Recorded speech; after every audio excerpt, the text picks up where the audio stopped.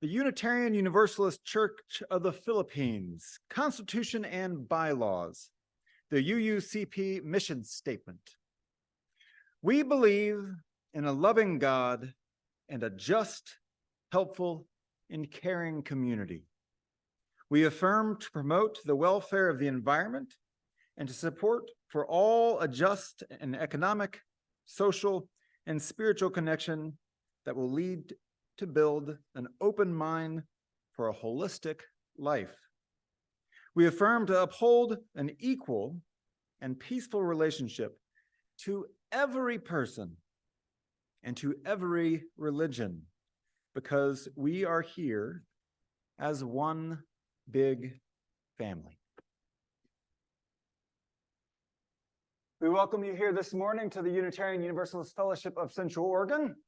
We consider this our family, our spiritual family, and we are glad that you are here with us this morning as we do look at the expression of Unitarian Universalism found in the Philippines.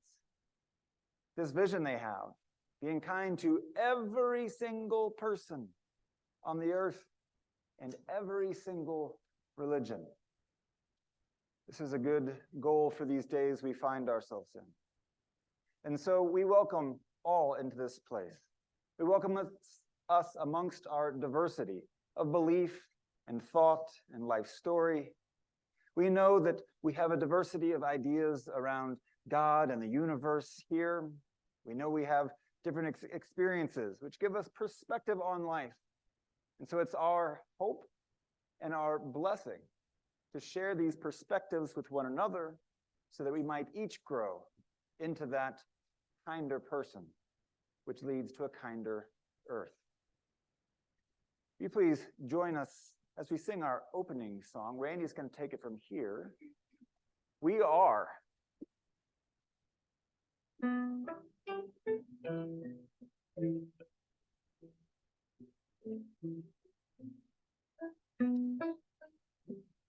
Each child that's born, a morning star rises and sings to the universe. We are. For each child that's born, a morning star rises and sings to the universe. We are. We are our grandfather's prayers, and we are our grandfather's dreamings. We are the breath of our ancestors. We are the Spirit of God. We are mothers of courage and fathers of time. We are daughters of dust and sons of great visions. We are sisters of mercy and brothers of love. We are lovers of life and builders of nations. We're seekers of truth and keepers of faith. We are makers of peace and wisdom of ages. We are our grandfather's prayers, and we are our grandfather's dreamings. We are the breath of our ancestors. We are the Spirit of God. We are mothers of courage and fathers of time. We are daughters of dust and sons of great visions. We're sisters of mercy and brothers of love. We are lovers of life and builders of nations. We're seekers of truth and keepers of faith. We are makers of peace and wisdom of ages. We are our grandfather's prayers, and we are our grandfather's dreamings. We are the breath of our ancestors. We are the Spirit of God. For each child that's born, a morning star rises and sings to the universe. We are. For each child that's born, a morning star rises and sings to the universe. It's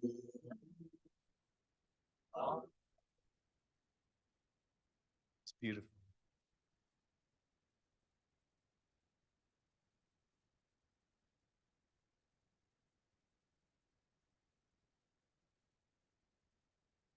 Good morning. I'm David Sachs, and my lovely bride, Bonnie Sachs, will be doing the chalice lighting today by Peter Samosky. May this flame of light remind us that every one of us can bring the light of love to the world. May this clear flame be a symbol that every heart can burn bright with joy, peace, and harmony. May the wisdom of ages speak to us through this flame and stay in us. Every one of us can be a blessing to the world. Guys, embody your spirit as we sing Spirit of Life.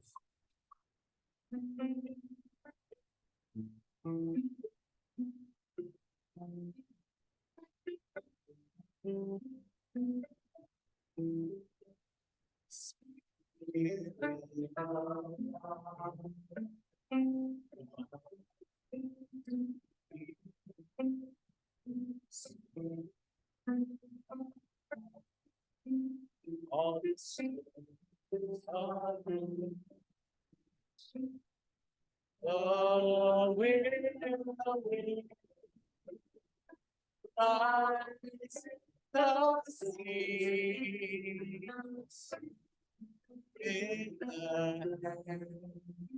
giving life the shape of justice. So we close,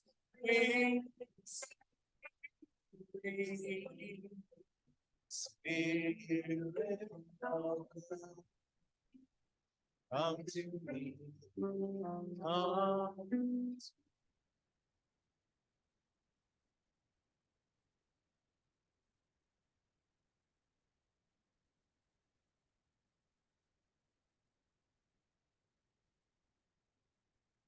Good morning.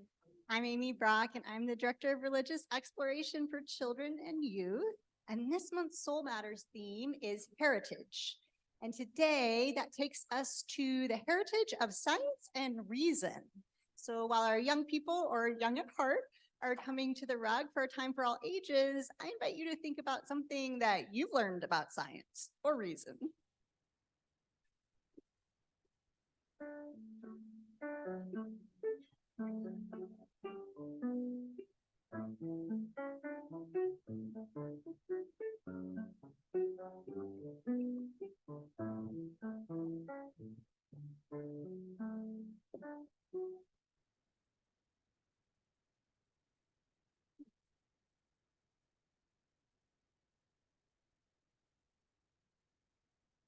Did anybody think of anything really good that you learned about science or reason? I think Reverend Scott has some things that maybe he learned or knows about science. Humans have learned lots of things about science and reason. Humans learn lots of things about lots of stuff because they keep wondering. Does anybody, well, you know what this is, right? All right. Well, there's a guy named Ptolemy a long time ago. And he had the idea because he looked out, right? He's like, oh, that sun thing keeps going around. We must be smack dab in the center of the universe because the sun is going around us. Well, fast forward, quite a few years. A guy named Copernicus comes along. And he says to himself, something about that just doesn't seem right. Something about that's not sitting right with the way I understand the universe. I think it could be different. And he made a different model.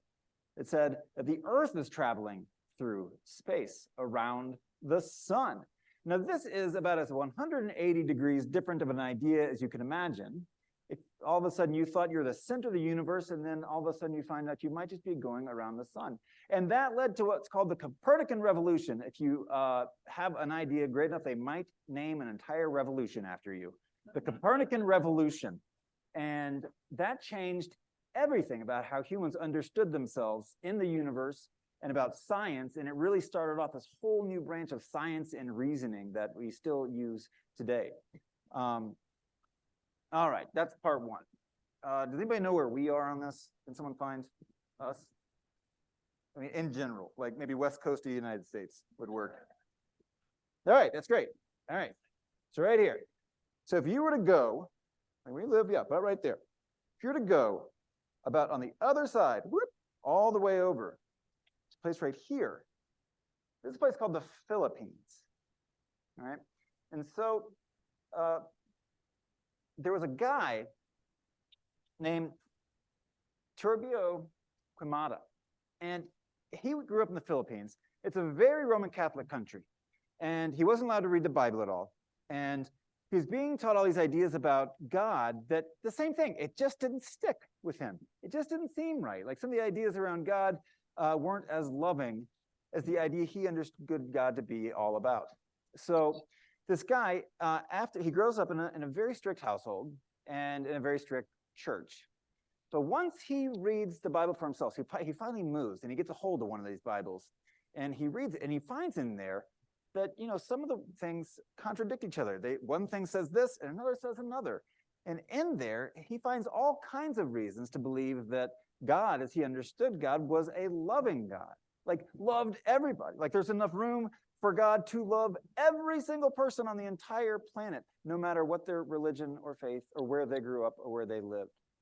And after he did that, he went on to found the Unitarian Universalist Church of the Philippines, because they didn't have any of our kinds of churches there. And that didn't happen. He found it in 1955, and it didn't happen until 1988, which is very recent. There are some people here, believe it or not, who were born before 1988 in this room. Yes, yes. So it's a pretty new expression of a way to be religious on the other side of the world. But it all happened, both for Copernicus and for Reverend Quimada, because he did that thing. You ever do that thing where you're like, something about this just doesn't seem right?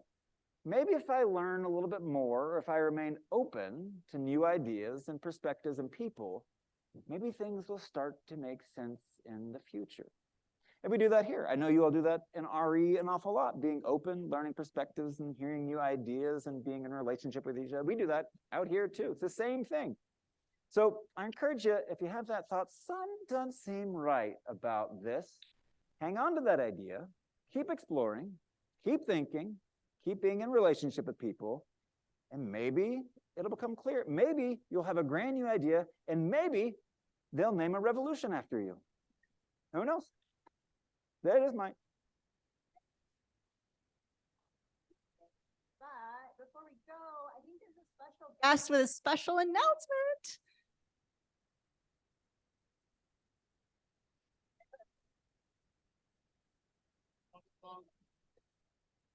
So next Sunday, we have our annual Trunk or Treat event. And Trunk or Treat is a fun experience for people of all ages. It's an opportunity for our young people to wear their costumes and come and get some treats. And it's an opportunity for people who can drive cars to decorate their car any way they want. We have prizes for the most colorful, the most and the most silly. So next week, you have the opportunity to sign up to bring your car and decorate it, kind of like this one with our pumpkin friends, or however you want to, and compete for a prize or just join in the fun. And we need a few more cars to make this a really exciting experience. So if you have not signed up for Trunk or Treat yet, check out the ACE this week and let us know that you are coming, and we will save a spot for you. Thank you so much. And before we...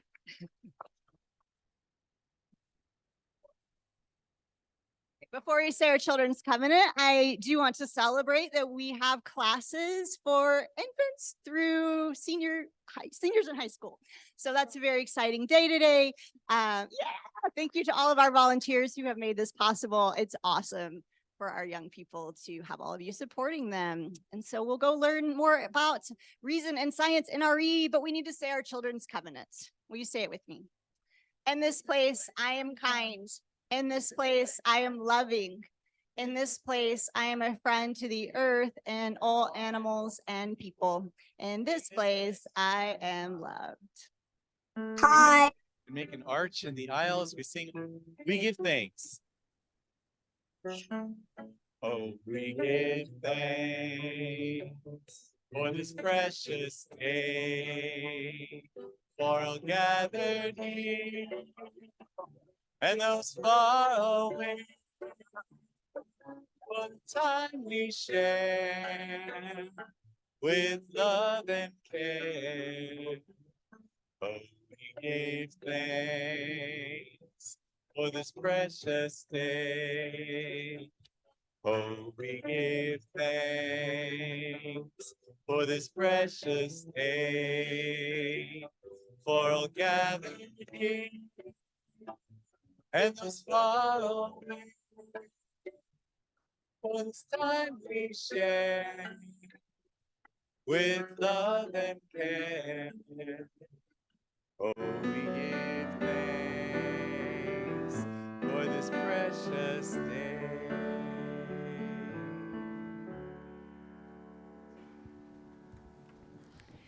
Good morning, everyone. I'm Chayla Sloper, back from Yosemite, and really happy to be here, and a warm welcome to those who are visiting us for the first time, or the second, or the bazillionth time, and a welcome to those who are with us on Zoom today. If you're visiting with us for the first or second time on Zoom and want to let us know that you're here and or sign up for our all-congregation email, what we call the ACE, please do so. There's a visitor virtual form in the chat, a virtual visitor form, and you can fill that out. And for those who are here and would also like to sign up for our communications, you can do that at the visitors table in the front or at the connections corner.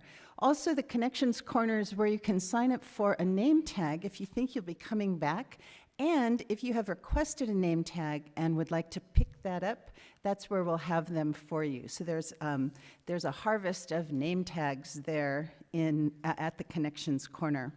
So I just have a few announcements today. Just want to remind those who want to support the ministries of Unitarian Universalist fellowships all over the Pacific Northwest. Chris Herrick gave an announcement or a description about chalice lighters last week, and she has a table in the gathering hall. You can sign up to support.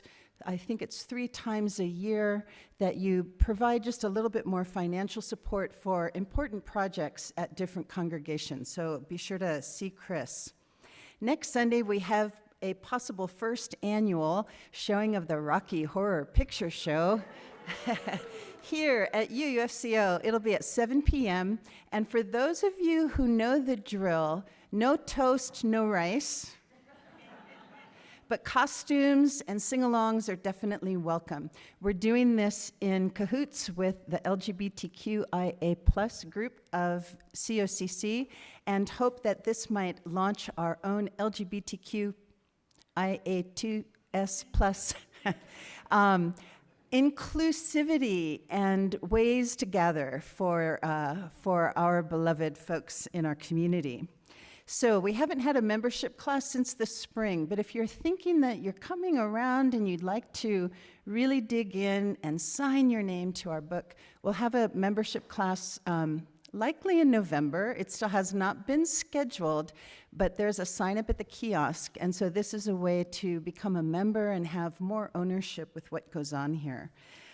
In the ACE, we've been announcing or just giving a little highlight about Thanksgiving, that there may be some folks who don't have anywhere to go and would like an invitation, and there may be also folks who have a place at their table, or we might just have something like a potluck here and just have a new way of celebrating Thanksgiving in our congregation. So contact me if you have any ideas or any requests about that. Always be sure to see what's in the skyline. And again, if you're kind of new to the congregation, just review what we've got going on and say, I wonder what this might be, and then put it on your calendar and come and find out. So I'm going to say bright and autumn blessings on your day, and I will pass the pulpit to Judy Hurlbert, who will take wings with what she has to tell you.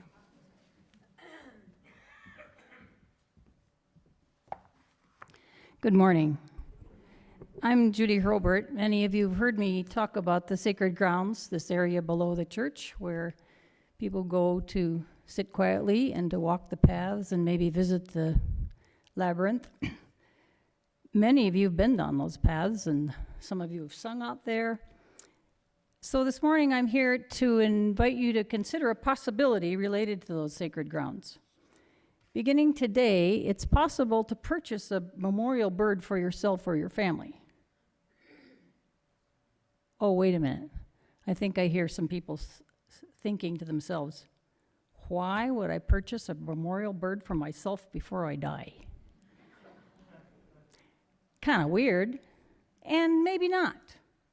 After all, we're Unitarians, and we like to make our own decisions. So hear me out. Then, for more information, come and talk to us at a table in the gathering hall this Sunday and for 2 more Sundays. We'll answer more questions and give you more details. Alyssa Looney, a local artist, and Linda Wetzel, a UU member and member of the art committee, researched and designed these 6 birds that are local to the area. These birds will hang on the Loving Embrace Memorial, and that's the curvy one that looks like a ribbon made out of metal. We contracted Alyssa to craft an inventory of birds for us so that we have some on hand. That way, she'll not have to make one at a time, which will save money and probably lots of time. And if Alyssa leaves the area, we have an inventory of birds on hand. The bells are another matter. Those can be ordered easily from their source. The board approved funding for this inventory of birds, and your purchase at the pre-sale will allow us to order your birds plus have an inventory still on hand. So if you'd rather be an owl than a quail, then fine. This congregation has experienced many deaths in the past few years through the pandemic, and now those members' deaths have created conversations about aging and illness and disability and dying. Those members have, because of the age of many of us in this congregation, we will be experiencing a few more deaths in the coming up years. Hate to remind you of that. And many of our members are out of town. Therefore, this possibility of pre-purchasing a memorial bird is within the parameters of conversations we're having anyway. How might you ease one of the decisions that friends or family might have to make about you around death? How do you want to be remembered? Which bird might help your spirit fly? Come and find us at the table. Thank you.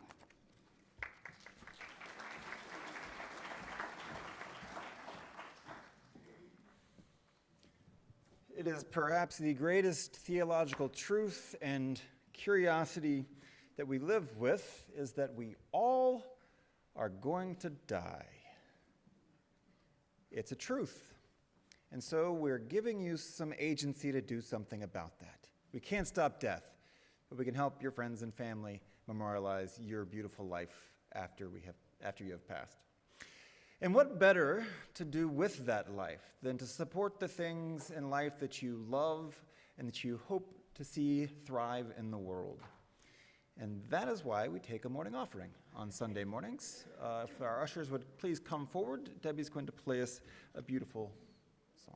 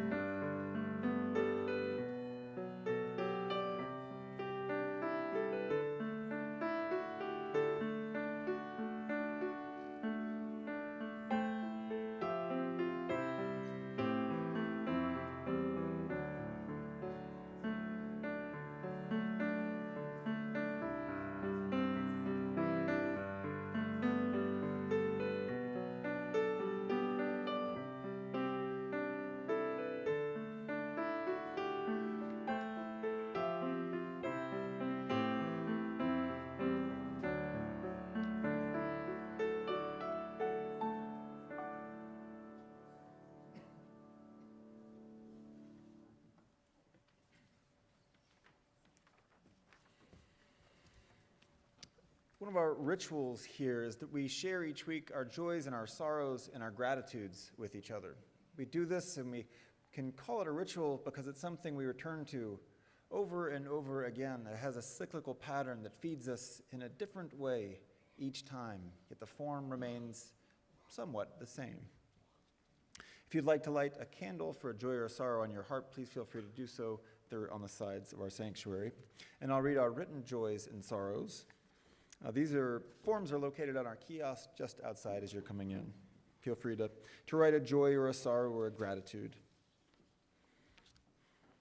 Chayla Sloper, who we just heard from, says that she is so grateful for the efforts of the labor movement and the generosity of my employer, which is you, to provide the quality of life benefit of time off. Yes, Yosemite is still stunning. It's nice to know that in the geological time frames, since she was there last, it is still a good-looking place to visit. Lynn Ekstrom says the flowers on our chalice table are to celebrate and honor my dad, who was born 101 years ago today. His kindness and empathy and patience that he modeled made me who I am. He would have loved all of you here at UUFCO. Heart. We're just having a big UUFCO love fest here this morning, aren't we? I think that's appropriate. It's a loving place with a lot of loving people. One of the things I appreciate about this place and ourselves as a people is that we are loving and we're complicated and we live in a complicated world and we can bring that into this space with us. I've been trying to figure out what to say all week about the events in Palestine and Israel. And the reality is it's hard to engage. It's hard to talk about without possibly wading into unintentional anti-Semitism or racism or xenophobia or Islamophobia or anti-Arab sentiments or things that I might not even know or understand. For all of us, let us be careful with our words and our actions while being steadfastly dedicated to love. We can be critical of the Israeli government without being anti-Semitic. We can be critical of Hamas and Hezbollah without being anti-Arab, anti-Palestinian, Islamophobic, or racist. Very few things in war are simple, except that we do all hope for a peace that is greater. That much can be simple. So here's what I can say. Is be gentle with yourselves and with one another. Be kind, be just, be open, be curious, be compassionate, be dedicated, even as your heart hurts. It can be difficult and messy and confusing work to choose love over and over. And yet we do, gently and bravely. Among all that divides us in this world, let us sing a song together and lift a prayer up of peace. I'll invite you to remain seated, and we'll follow this with a time of our silent meditation.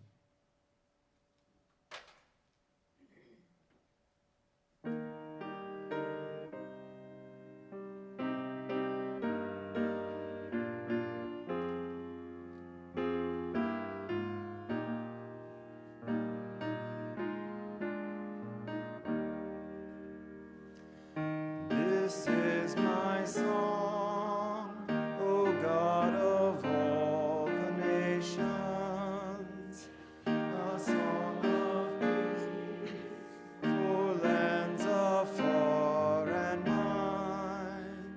This is my home, the country where my heart is. Here are my hopes, my dreams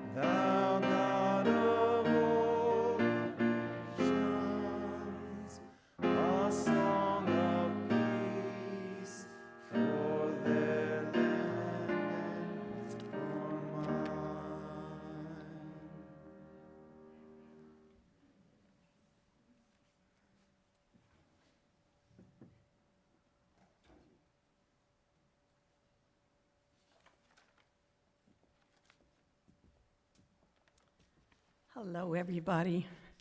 I have been blessed by Reverend Scott to speak to you just a little bit about the Philippine Islands, where he traveled on his sabbatical and where I was born on Pearl Harbor Day, December 1941. My father and mother too, were working on the staff of Silliman University on Negros Island, which is sort of in the middle of the I don't know if I can say that word, the group of islands that make up the Philippine Islands. And fortunately, I wasn't born in Manila, or I probably would have survived, because the Japanese bombed Manila really almost simultaneously, I believe, or shortly after they bombed Pearl Harbor. But they didn't get to our little island until I was, I think, about 3 months old, something like that. So all the faculty at Silliman University, including my parents and my 3 siblings and I, were able to escape up into the mountains. At that time, things may have changed. Maybe Scott can inform me if that's true. I haven't been to Negros for a while.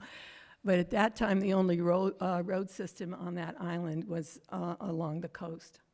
And if you wanted to go up into the mountains, you had to go by horse or by foot and go by trail, which was really beneficial to everybody, all the Americans on the island, because we had enough time to organize and go up into the mountains to hide.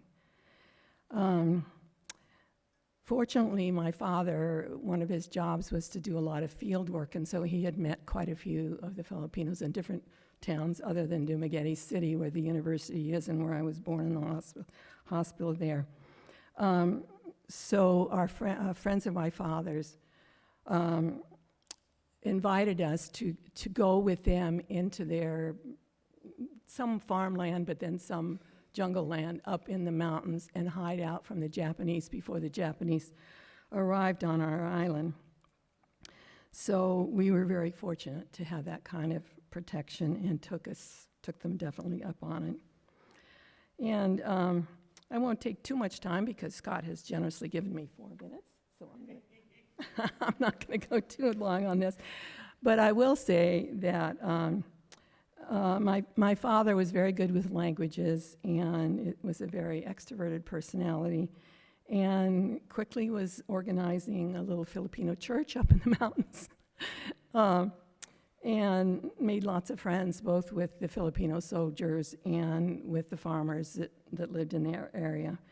And so our family was provided with food and very simple bamboo hut kind of housing. The other thing I'd like to say about the Filipinos is they are very brave and very generous and very hospitable. And so even the people that we did not know personally protected us from the Japanese raiding parties. And this was done by conch shells. This was before phones or anything like that. And so they would, one soldier would blow down towards the coast area, blow on the conch shell, and the conch shell could sound a certain number of miles, and they would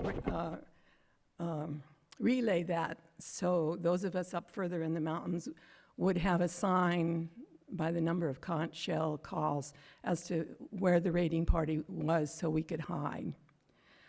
And if anyone inquired, any of the Japanese inquired about our whereabouts, even strangers would lie and say they didn't know.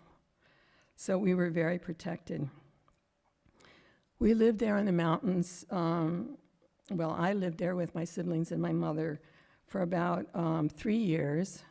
And then we got word that there was a U.S. submarine coming to deliver arms to the Philippine guerrillas, and if we could get to a certain point on the coast, we could escape by submarine. And so my family, along with quite a few other families, other missionary families, and some of the Americans who were managing some of the sugarcane plantations, we all tried to get to that site in order to get on the submarine.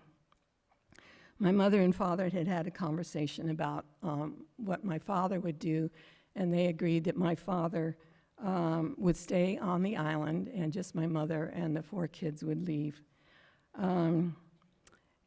He felt that he was still very much needed to be a chaplain, burying people. He was nonviolent, but he was helping out with the war effort as much as he could.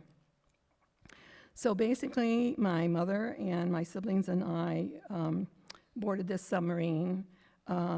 When we saw it, it took us a couple weeks to go down by horseback, but we were able to avoid the Japanese and get to a place where we could board this submarine. And we were able to be evacuated to Australia on that submarine.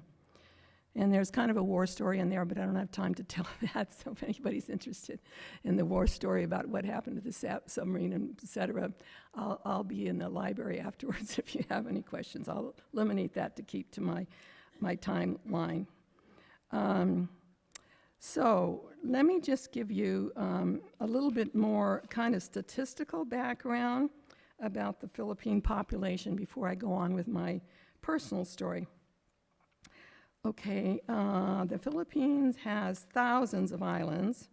I don't think I have the exact number, but thousands. And there's probably maybe only 10 islands that have massive, that have significant population on them. And the density of the population is great on the islands that are populated. A lot of the islands are so small that there wasn't enough place really to grow crops and so forth, and so they were pretty much uninhabited. Some of them had temporary fishing season people there. So anyway, fortunately, after my father was not harmed and was liberated, and he was never captured, and was liberated by the U.S. Armed Forces when they liberated the Philippine Islands. And so my father joined us in the States after the end of the war. Just a little bit of history. After the war, America gave the Philippine Republic, basically they allowed them to become a republic, and they were no longer an occupied country by the U.S. They had been occupied for about 300 years by the Spanish prior to the Spanish-American War, but we won the war, and so we became the occupiers of the Philippines up until 1946, after the Spanish-American War. So after the war, the Filipinos were very friendly towards the Americans. We were considered their liberators from the Japanese, who had been very cruel to them, and so they didn't hold us resentments about the fact that we had been occupiers for so long. They were just very grateful that we were giving them independence. So during my years, when we went back to the Philippines, after the war, I was sort of treated like, can I say it, a princess? I remember, for example, when I was a teenager on a bicycle driving downtown in Dumaguete City on Negros, people would call me by name and wave at me. It was like the Americans were considered liberators, and even though I was just a kid, I was treated very, very, very well. So our family stayed in the Philippines until my graduation, or almost my graduation. I did stay 1 year in a boarding school. So basically, maybe 15 years of my childhood upraising was in the Philippine Islands. And I became quite acculturated to that culture.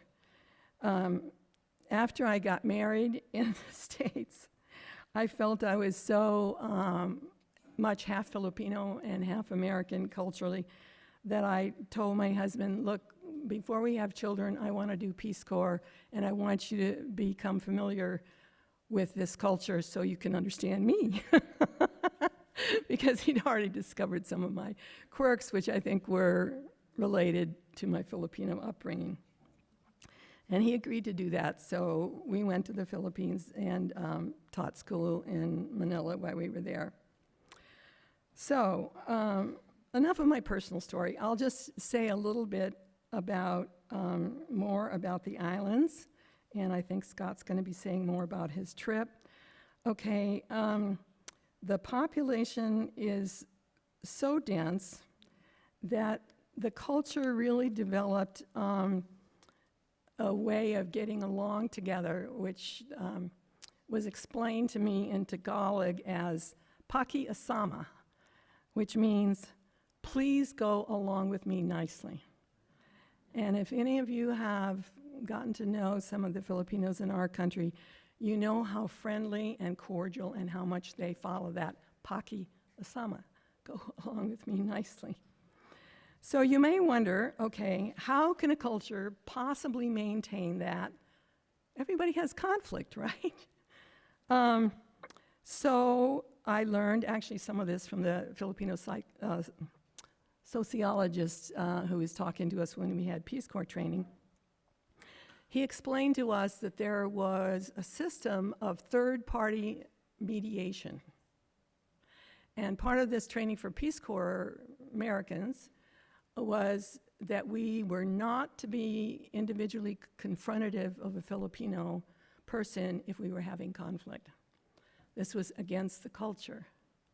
Instead, we should find somebody who ideally knew both of us, who could be a mediator and could help us work through the conflict.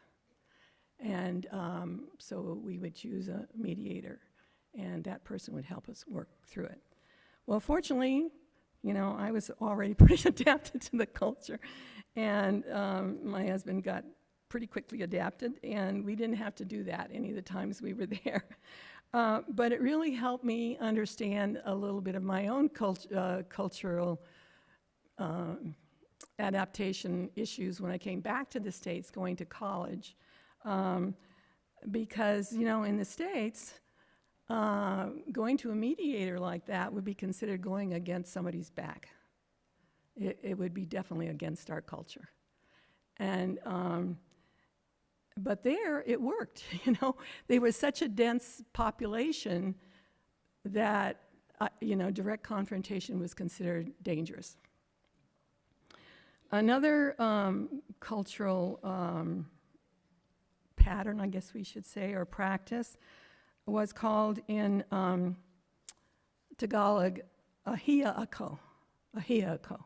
Now, I would hear that fairly often when I was in Peace Corps. I don't remember quite so much when I was a kid. But what that means is, I feel ashamed. And the culture quickly makes apologies. The people of the Philippines quickly make apologies if they feel they've done something wrong, to the point where I think most Americans would feel like, hey, cool it, you know? You don't have to keep making apologies so much. And, but that was their way. And, you know, growing up as a child, I guess I was aware of that. And I guess that was one of the reasons why I felt so comfortable there and felt so safe. You know, as a teenager, I was allowed to go on the public transportations by myself in Manila and so forth when my father was stationed in Manila. So I didn't see any really downsides to it, but I think to that practice, but as an adult, and then I became a psychologist later in my life here in the States, looking back on it, I think the shadow side to that cultural pattern is that sometimes the mediation system breaks down. And then the culture doesn't really have a practice for directly working out conflict. And so sometimes I think the shaming system can be psychologically hurtful. And I do remember when I was there hearing stories in the news or whatever of men, usually, I'm sure there must have been some women having fights also, but men actually being violent with each other to solve a conflict that the mediator did not successfully help them solve. The other thing about the culture, I love it to death, but every culture has its downsides. The Catholic Church makes up 80% of the population are Catholic. The Protestant, I think, about 10%. The rest, I think, are either Muslim or secular. And as you know, some, not all, of course, in the Catholic Church are really down on homosexuality. And so even though the Republic of the Philippines is a democracy, kind of, they've had their ups and downs, but anyway, sometimes the government has definitely persecuted homosexuals and drug addicts to the point of death. And, that's another downside to the culture. So I'm saying all this because I love the people immensely, and I still feel half Filipino. And, but like all cultures, they have their downsides and their light sides just like we do. I think my time is about up. So I will close by saying I very much value and appreciate the years I spent in the Philippines. If there are any people in the congregation who have visited there or just are more curious about anything that I've said or anything about Scott's visit there that he'll be sharing with you, I'll be in the library during coffee time, and I'll be happy to visit with anybody that would like to visit more with me. Thank you so much for listening to my story.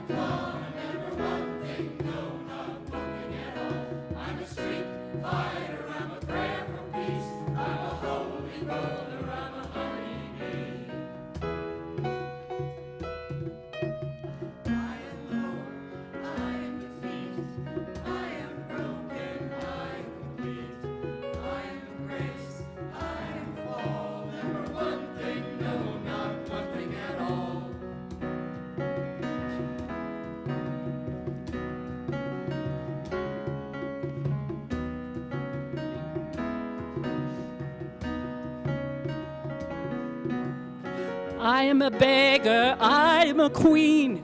I am the ends, I am the means. I am the hammer, I am the wall. Never one thing, no, not one thing at all.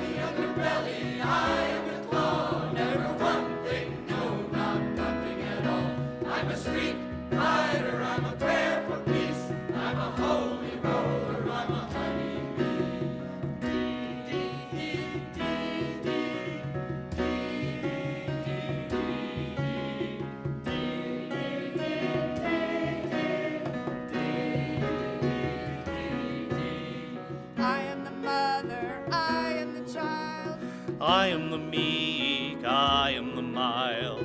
I am the witch, I am the saint. I am alive, never one thing. Running underbelly, I am the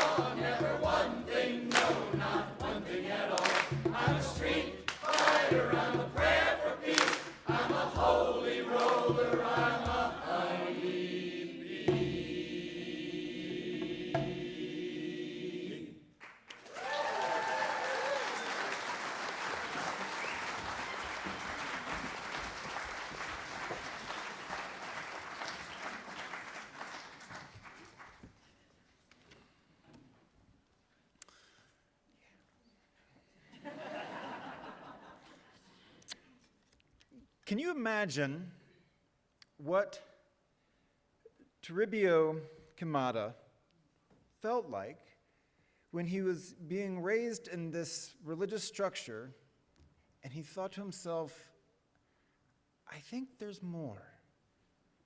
I think there's more love somewhere. My guess is there's a lot of us in this room that would answer yes. I know exactly what that feels like. Perhaps you were raised in your faith of origin and wondered the same thing yourself. A lot of this makes sense, but some of it just doesn't quite fit. It just doesn't feel right. I know that was my experience being raised in my religious tradition. That there was so much beauty there, but there were a few rules around doctrine and being strict that seemed to put a limit on what I understood as this wider possibility and expression of love. So when I heard Reverend Kimada's story, I became fascinated with this idea that there's a new expression of Unitarian Universalism in the Philippines. Most of our partner churches through the Unitarian Universalist Association are places where it's already established, like Transylvania, right? We came from that expression as Unitarians. We shaped our current liberal and very open way of being religious and pluralistic off of that traditional structure of Christianity and Unitarianism in Transylvania. But this was new. This is happening in 1955. So everything that's happened in the Unitarian Universalist Church of the Philippines happened after Jan was born. This is all new and exciting stuff. So I spent about a month in Negros Island in Dumaguete on my sabbatical.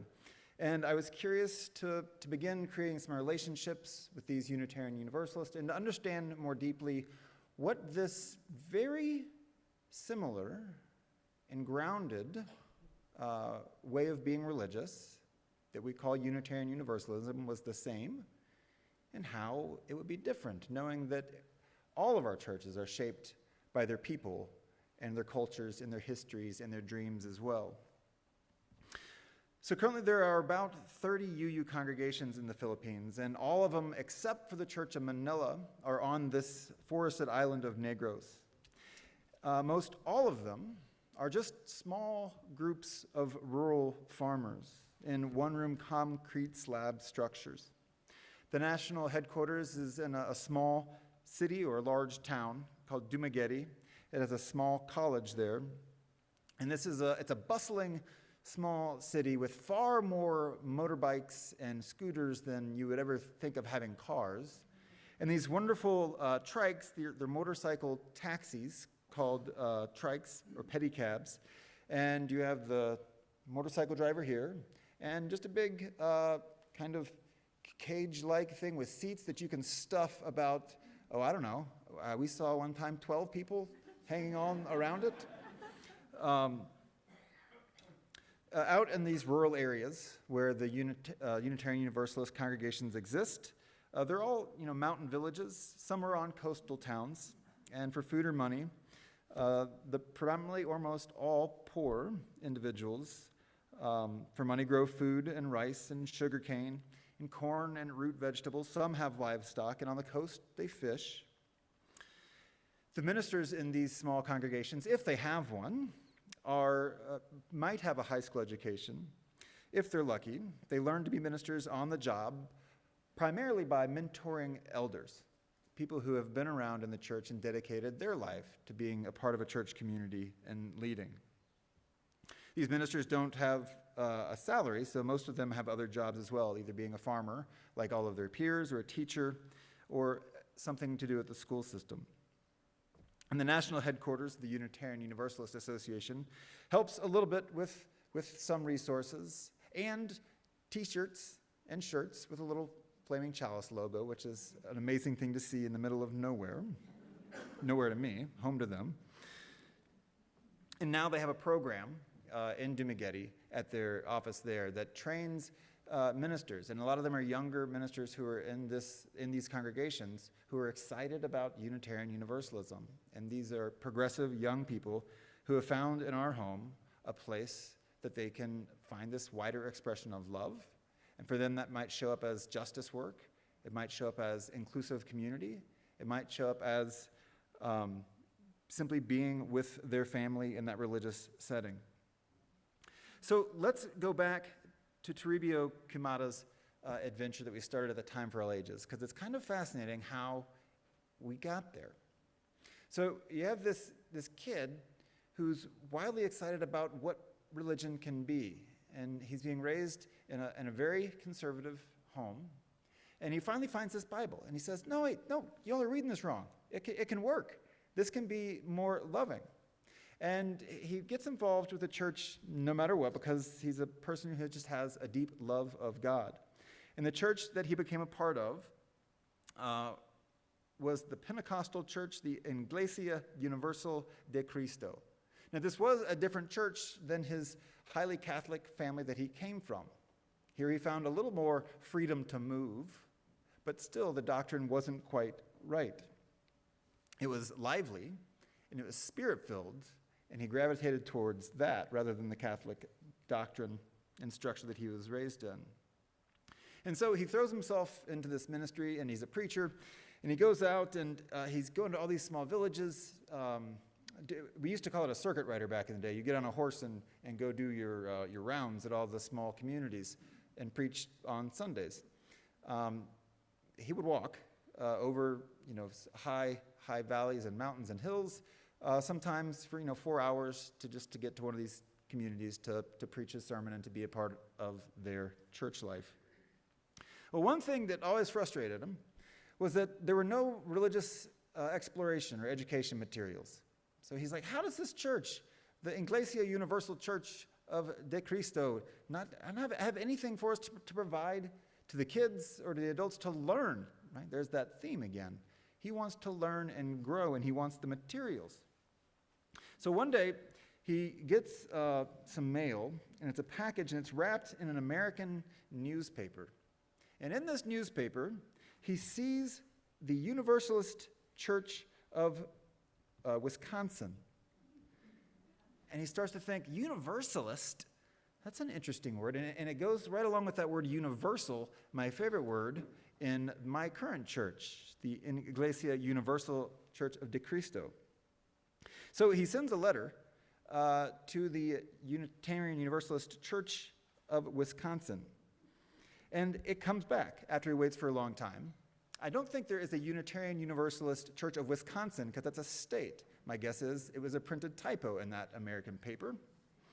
So nobody answers, and then years later, in 1955, someone hands him an almanac, and in this almanac are all these churches in America.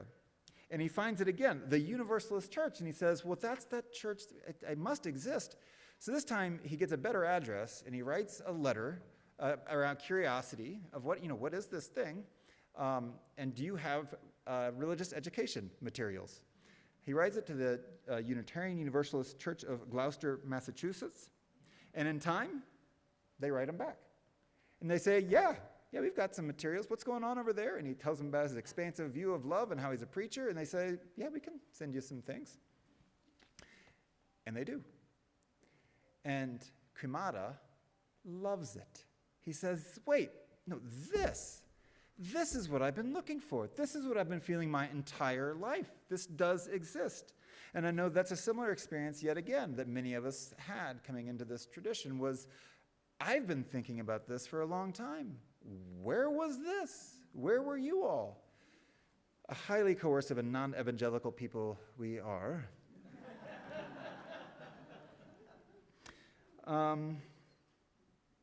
So he loves this. The gospel is church. God is love, is what he's hearing. Everybody's going to heaven, universalism. Everybody's a child of God, rich, poor, male, female, old or young. God blesses everyone with no exceptions. So he says, will you send us some missionaries? This is great. Then we said, yeah, we don't do that. But we'll help. We'll help. We'll send you some materials. We'll send you some resources, some Bibles, some other books. And Quimada just throws his life into this. He loves it. It's exactly what he's been looking for. And he goes and he starts preaching this kind of gospel. And that did not go over well with the Iglesia Universal Church de Cristo. And he's expelled, excommunicated from that church. So he's floating around and he's like, that's fine. I found my people. And he begins a process to begin a Unitarian Universalist church in the Philippines. And he does. And the church thrives. As he starts becoming more and more communities out there. At first there were 9 in his one little area. Now I said there's about 30, all still very small. And Quimada started this. He had 9 main ministers that went with him out to these congregations. And it began to grow. In 1988, there was an official vote taken at General Assembly to have the Church of the Philippines become an official Unitarian Universalist set of congregations. Because at the time, there was a bylaw that said you had to be a North American organization. We all know how hard it is to change bylaws. So it took time, and the vote was going to happen in 1988, and yet Quimada did not get to see that vote. Part of his work was justice work, and he worked with a lot of local farmers who were in contentious relationship with the plantation owners. He was an outspoken voice for justice in all the communities that he went to. And there's a lot of power differential in the Philippines. And so one evening, he was in his house and it was set on fire and he was shot. That trial is still open and no one has still yet been brought to justice, but there are many, many who are dedicated to staying with that until it happens. His granddaughter, Rebecca, took the reins. She went to Meadville Lombard Theological School, my seminary alma mater, and learned richer and richer history of this Unitarian Universalist tradition. And she went back, and the church has just begun to continue to grow with Rebecca's work, building on the work of Torbillo. Well, this gets me to my trip, because I met Rebecca on my first evening there. We all had a dinner together, and she had moved on in age, but what was clear was her legacy was very much alive, very much active and going forward. And I've got some slides. Could we see some slides? So the goal of the trip was that I would go and create these relationships, and I was going to go visit 8 different congregations, traveling by bus with this small group of people, two or three ministers, the executive minister of the Church of the Philippines, their administrator, and their previous relational partnership minister. So this is just getting at the airport. That's not an exciting picture, except that's what a runway in Dumaguete looks like. Yeah, next slide. Right. All right. So materials. They use materials just like we do. If you look in their, this would be their hymnal with their readings. And it's fascinating, because when you look in it, it has a lot of our same hymns, like Spirit of Life, We Are Building a New Way, Come and Go With Me to That Land. And then it has a whole other set of songs from the Philippine tradition. Next slide. It's beautiful. It's quite stunning. You would drive up and down these large mountain ranges and look out and just see the most gorgeous, lush land that you could imagine. You'd also see an incredible amount of poverty as well as you traveled through these small villages. Next slide. Can someone read that? I can't. Oh, there it is. The most radical thing we can do is to introduce people to one another. A peeled bumper sticker sitting on one of the pulpits in the church, and I found that an amazingly profound theological idea, especially in remote villages where connection and community is so essential to life itself. Next slide.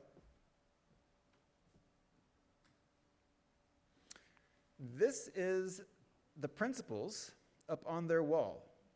The 8 principles serve them well, and they've been glad to adopt them in their congregations. And a bunch of you look at me because you think I got that wrong, but I didn't. They have 8 principles. Next slide.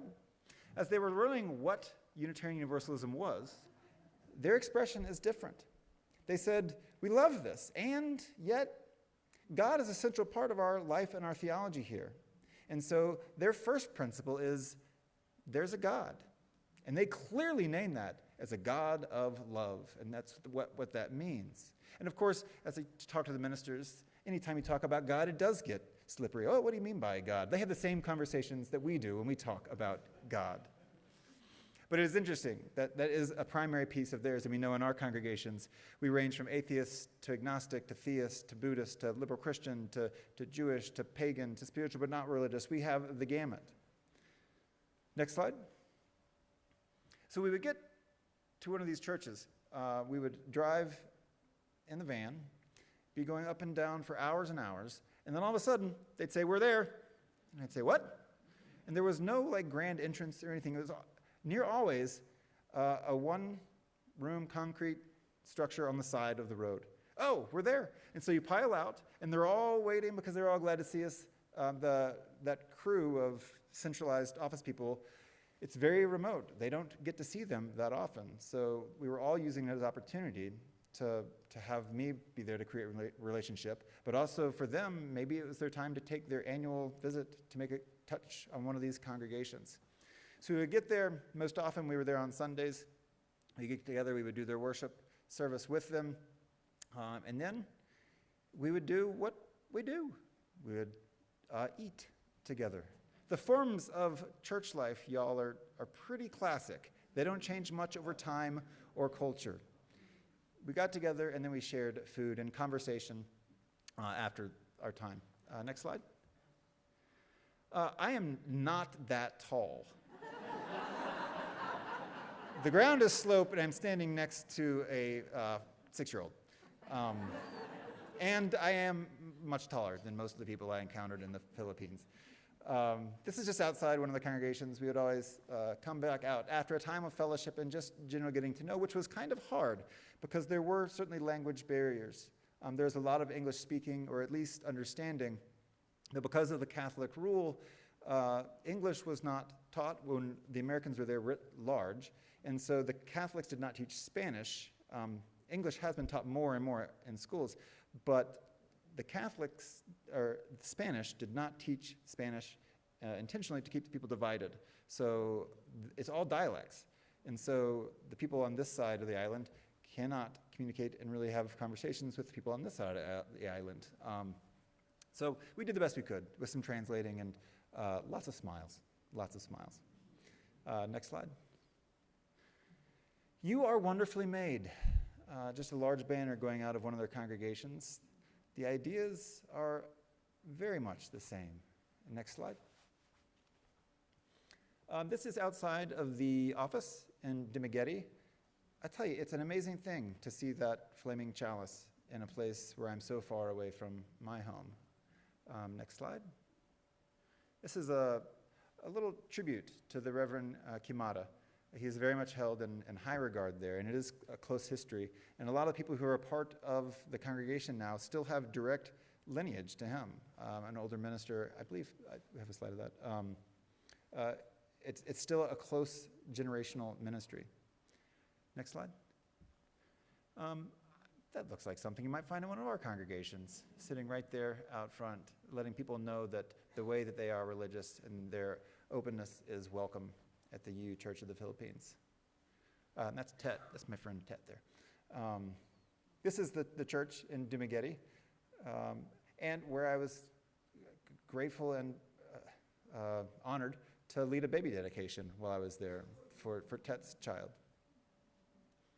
Next slide.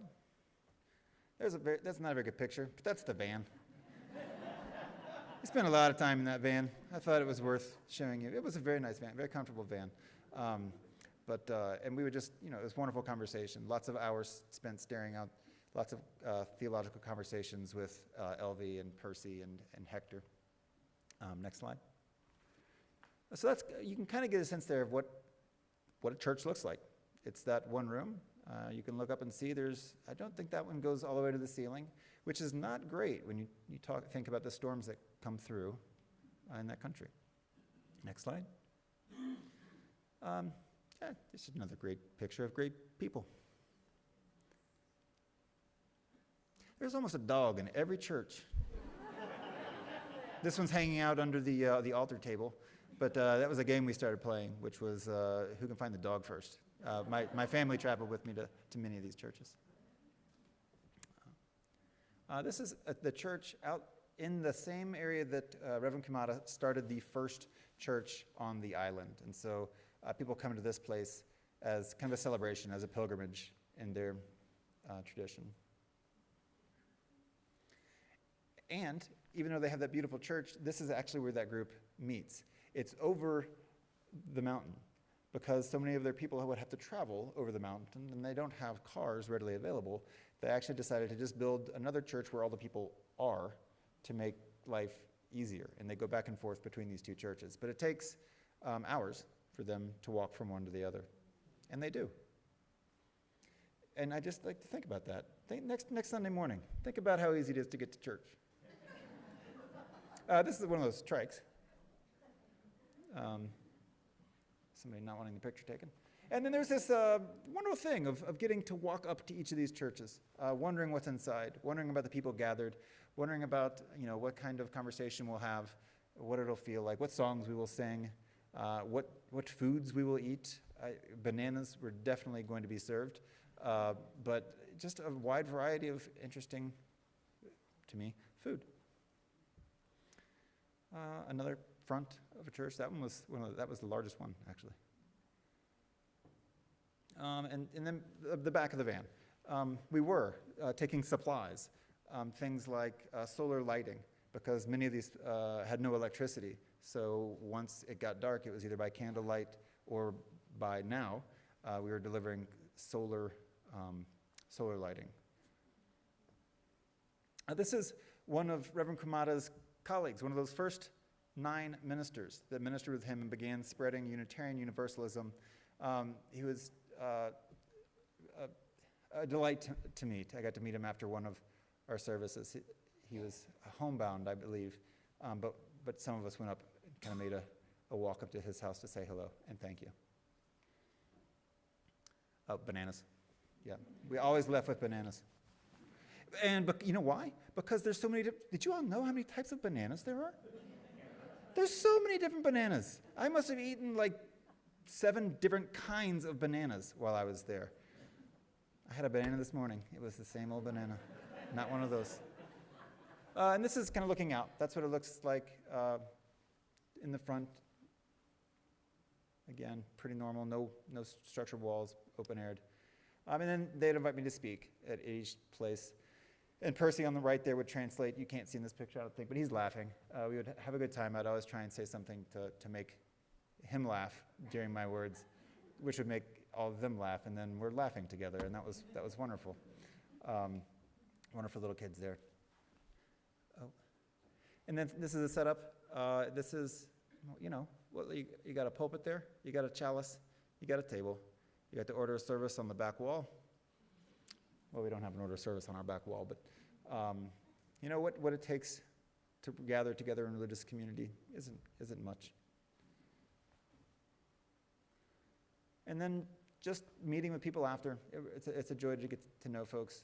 To have this exchange experience of having a language barrier as well, and also being highly aware that I'm a straight, tall, white American man, and being highly aware of colonialism and the power dynamics that are at play, and being aware of that, but also feeling and experiencing with them, yes, but you and I, you're Unitarian Universalist, and so am I. And that's where our relationship begins. I felt that more than I felt anything else. It's a kids' choir. they were excited to have the staff there visiting, and us as well. And they had prepared some songs and things like that for us to enjoy.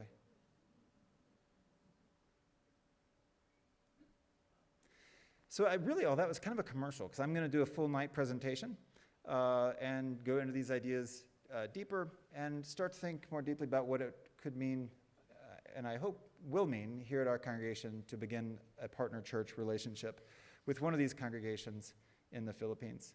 The possibility really is inspiring when I realize these Unitarian Universalist ideals that we share with these good people across the globe from us, how much they mean to them, how much they mean to us, how much they feed their work there, how much they feed our work here. This message takes so many forms, but it shows up with the same essential spirit that it was so recognizable to me. There's no one way to be a Unitarian Universalist other than to welcome and open people with your hearts and to keep striving for more love.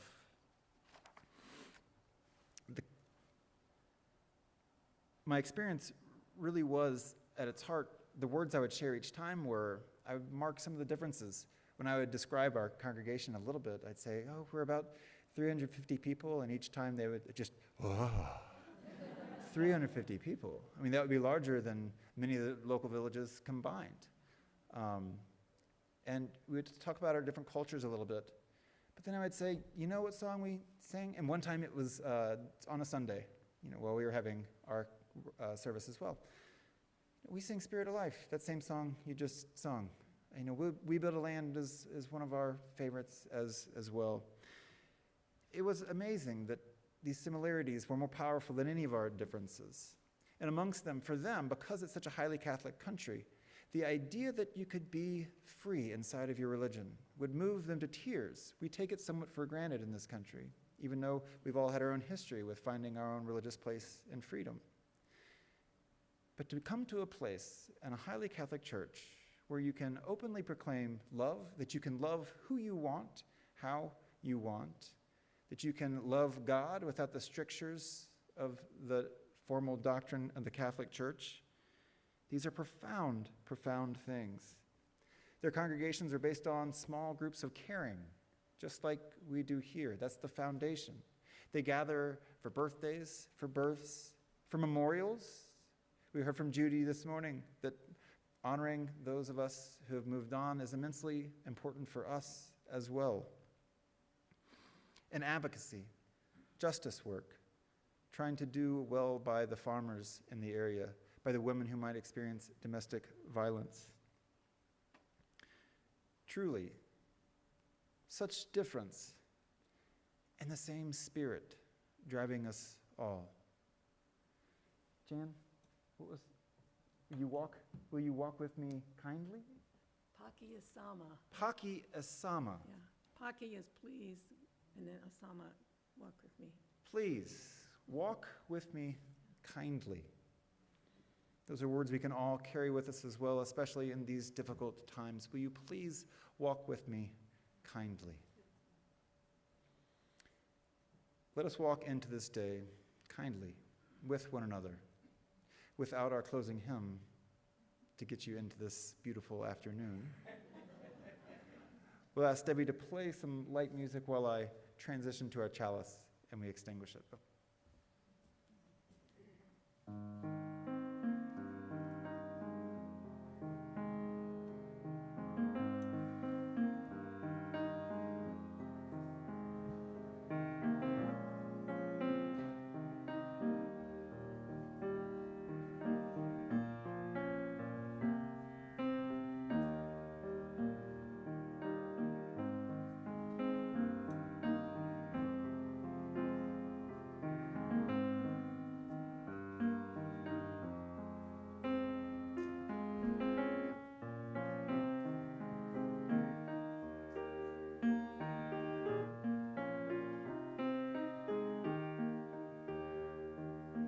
Say with me our covenant, our promise here.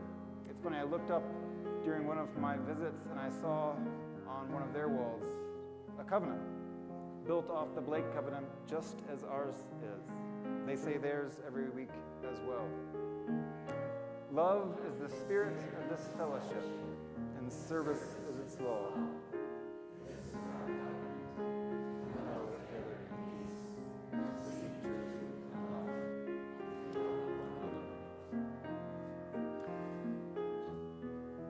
We come together here, and we experience what we create here together.